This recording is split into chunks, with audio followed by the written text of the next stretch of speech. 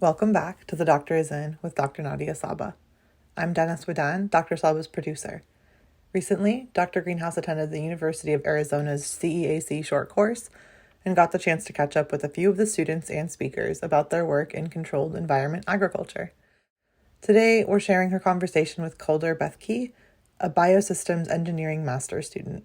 Unfortunately, we did lose part of Calder's interview to the wind, but it's all the reason more to have him return as a guest someday and tell us more about his research and work in cost-efficient greenhouses for arid climates.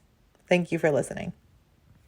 Hi everybody, welcome back to The Doctor Is In. I'm Dr. Nadia Saba. I am at the University of Arizona's Controlled Environment Ag Center talking to grad students about their research and what they're up to and what they're learning and what they want to do after they graduate. Here with me now is Calder Bethke, who is a first-year master's student in Biosystems Engineering. Calder, thank you so much for talking to me today. Thanks for having me. So tell me how you found controlled environment agriculture. Okay, that's a great question for me. After college, I worked on farms for about a year, and then I worked at a plant nursery for 6 months, and then I did the Peace Corps for 3 years. Oh, wow. I was in West Africa, Burkina Faso. I was working on agricultural projects, health projects, and business projects. And living there, I really got a sense that in arid regions, they're going to be hit really hard by climate change. And when I came back, I wanted to find a career that had purpose and that would kind of work on that solution. And I think CEA is a great solution for some of the arid climates that are going to be really affected by climate change. I think there's over 1 billion subsistence farmers and herders in the world, and they're really going to be affected. So tell us a little bit about what you're studying in your research. How are you marrying your interest in CEA and in helping those, what's the right terminology? I'm not always quite sure, to be honest. Sometimes I say less resourced, marginalized or underserved. And I am in the Indigifuse program, an Indigifuse trainee that stands for Indigenous Food, Energy, Water, Security, and Sovereignty. Wow. Food security being having access to enough nutritious food, and sovereignty having more control and power over that food and where it comes from and how it's made. And my research is more geared toward low-cost CEA technology. Okay. We're sitting beside a high tunnel. So my current focus is going to be looking at plant empowerment, which I think you talked also with Max and Michael about that. And so plant empowerment is something that's geared toward your high-tech, fully enclosed greenhouses right now. And we want to see if we can apply that toward a low-cost, high-tunnel greenhouse, because a lot of communities out there in arid environments, they may not be able to afford, it may not make sense to have this high-tech greenhouse that has all these controls. It also requires a lot more resources. I just was reading a paper the other day about greenhouses in Zambia, and they had imported these greenhouses from Israel and Southern Europe, but they found that it may not be surprising, but they weren't economically feasible. So. That's interesting. So what is a high tunnel? How does that compare to a greenhouse? Yeah, I like to think of it as it's a high tunnel or a hoop house. Oftentimes they'll have the side vents that roll up and down, and it's more open to the environment. It uses more natural ventilation. It may not have exhaust fans. It may not have evaporative cooling. You probably wouldn't use CO2 in it. Okay. You may not heat it either. So you mentioned that bringing in some of those more high-tech greenhouses, that they weren't very feasible. Is that because they don't have the resources like energy and water necessarily to grow crops in there? Is it also maybe about just skill set and people's ability to know how to operate them? Yeah, I think the paper said it was about the skill set and also about the economics of it, and they couldn't make up the cost of the greenhouse and the technology that was involved, along with the labor skill that was needed. Okay. So also, does that mean that there's maybe not a market for the, price value of their crop that they expected? Yeah, definitely smaller markets for some of these if the prices are going to be high cost compared to your field crops in these regions. And that may change, and that maybe different when there's a drought going on and you need to, every last bit of water really counts. That may change that. So we have these high tunnels that are maybe have a lower barrier to entry and maybe a lower barrier to feasibility and profitability. I mean, how do you sort of envision those getting deployed? Maybe in the U.S., and you talked about indigenous people, and also in maybe Africa and other underserved populations. So the Indigifuse program is partnered up with the Dene College at the Navajo Reservation, and we are working on building a demonstration greenhouse there. Cool. That is in the works, and I think in the future Fuse Food, Energy, Water program, they want to work with individual families, try out giving a smaller, low cost to entry, very accessible greenhouse, and seeing how that works out. What kind of crops are you growing in this? I mean, are you also thinking about indigenous crops as well? Yes, I think that's where the food sovereignty comes up, is what kind of crops do they want to grow in them. I haven't looked at it too much, but I think that that's a really interesting thing, because here at the CEAC, I think some people have said, oh, we're doing too much tomatoes, because that's what a lot of it is. Who doesn't love a tomato? Yeah.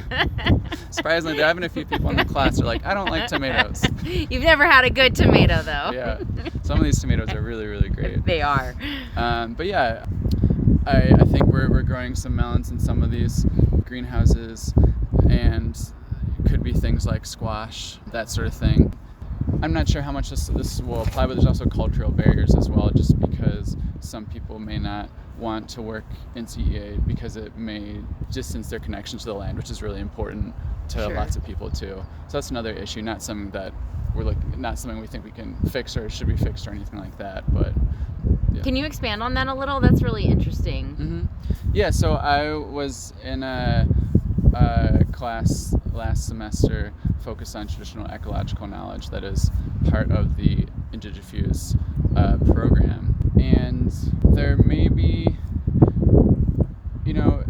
different people have different opinions no matter what group they're from. In indigenous cultures, and I don't want to necessarily speak for them, my heritage is German, I'm not indigenous, but there's different cultural beliefs, and having a connection to the soil is very important, and to the environments. And it really, a lot of indigenous groups in the world, they're very dependent on the environments, both physically and culturally. That's something that a lot of people don't necessarily want to change for obvious reasons, I think. So can CEA be a part of some people's lives when they also want to be connected to the soil is one question. That's so interesting, because I just think about the parallels with organic food and the pushback organic farmers have against CEA and hydroponics. Yeah.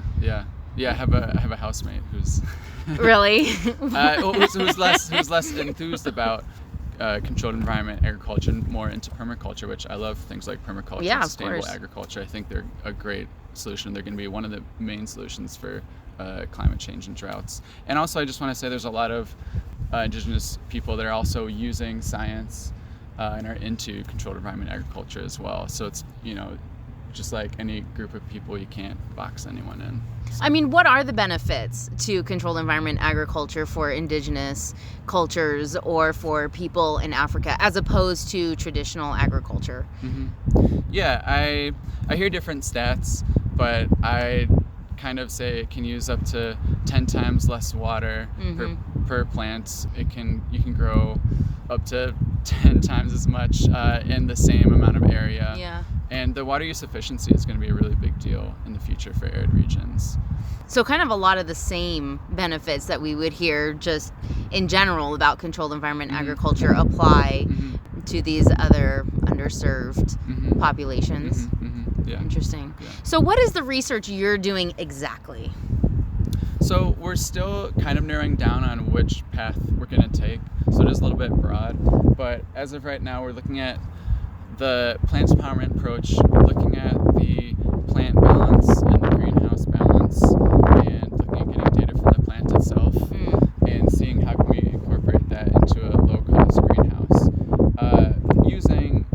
Seeing can we even get the water use efficiency even better. We have plant empowerment without as much even though our main focus will be VPD and the temperature to light ratio. Is it harder to be in a high tunnel without all the same kind of controls and systems as a traditional greenhouse to empower a plant? Yes. I think because you have less control over all these different things, you have less control over the plant balances, but you have to work more with what you have. And we're looking at working with, can we work with the transpiration? Can we almost close down the greenhouse when the plants are transpiring and to decrease the VPD so they're transpiring less, so the stomata stay open, while putting the solar shades on so that the heat doesn't increase too much. I've been reading that some of the plants, maybe not in CEA, but a lot of plants, they don't actually photosynthesize during the sunniest parts of the day because they're transpiring too much. So they're actually conserving water.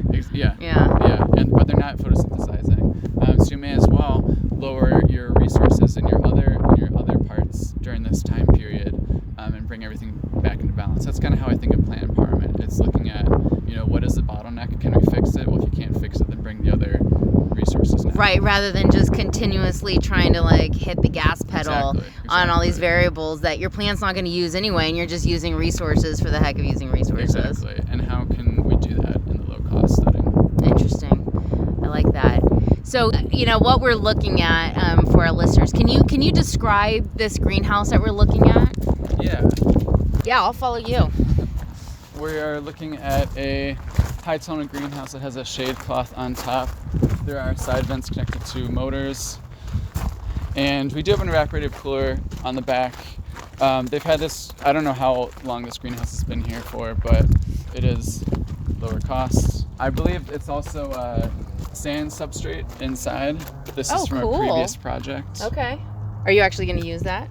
We're not sure yet. Okay. It would be pretty interesting. I've been told that, sand's been sitting there so long, maybe not a good thing to do with all the microbes. And I think I also...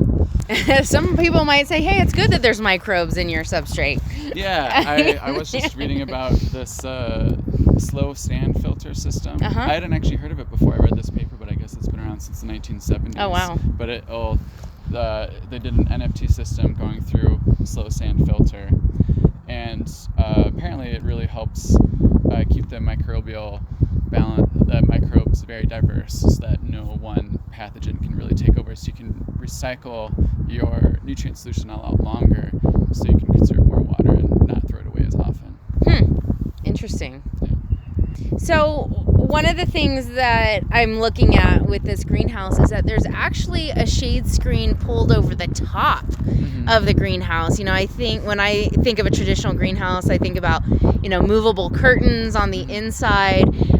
What are the advantages or disadvantages to having this shade screen on the exterior of the greenhouse? I think that will dissipate the heat sooner instead of dissipating the heat on the inside.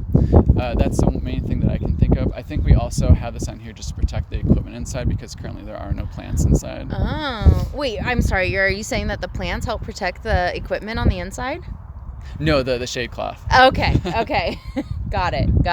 Yeah, so that they don't get no plants on in right now. Right. Yeah. And maybe you're not running the evaporative cooling pad and the ventilation. Yeah. It could probably be 180 degrees in this greenhouse if you let it. Yeah. Interesting. So what are some of the biggest barriers? I mean, you spent some time in Africa. What are some of the biggest barriers that they are dealing with in terms of agriculture and feeding themselves? For one thing, they don't have tractors. In my area, it's still very much familial. It's very much subsistence farming, where your family, you are growing what you're going to eat. If you have extra, then you can sell it and you're going to have extra money. Otherwise, how you're going to survive is from your own field. There's no tractors.